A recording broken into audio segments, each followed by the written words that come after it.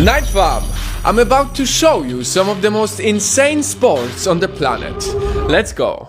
First on the list of many is the Japanese pole pull-down. There are two teams and each one of them is 150 players. They split into 75 attackers, 75 defenders, and the rule is pretty simple. Just go full force at each other, and whoever manages to pull down the pole to a 30-degree angle while knocking the person who sits on top of it wins. Just imagine how many conflicts between friends can be stopped with this Japanese sport. When you have a problem with each other, instead of fighting, form groups and finish the beef with some good old Japanese pole pull down.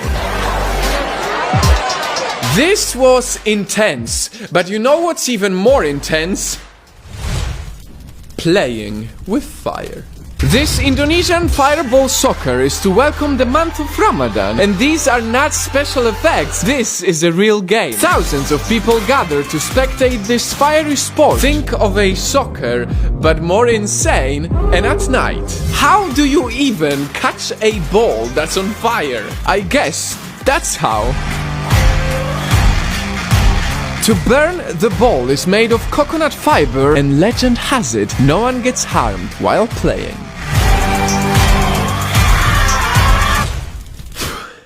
Let's put the fire down for a second. Do you remember your innocent pillow fights when you were younger? Well, no longer will you think that they are always so innocent. In Sri Lanka, pillow fighting is a competitive sport. All you have to do is to knock your opponent with a good slap of the pillow in the face. And speaking of... slapping, I have to show you the global championships in slapping. It's called the Russian slap. This one has to be one of my personal favorites because it represents the true spirit of sport. At first, you may think it's primitive and aggressive to slap someone, but these players really respect each other and work very hard to win.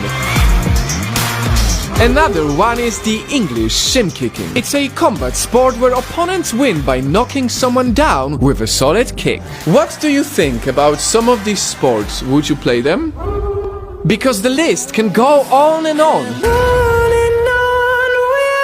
People play football with bikes or polo with motorbikes. They do extreme iron boarding or they climb with ladders. But most importantly, they all compete in a good spirit, and that is the power of sport.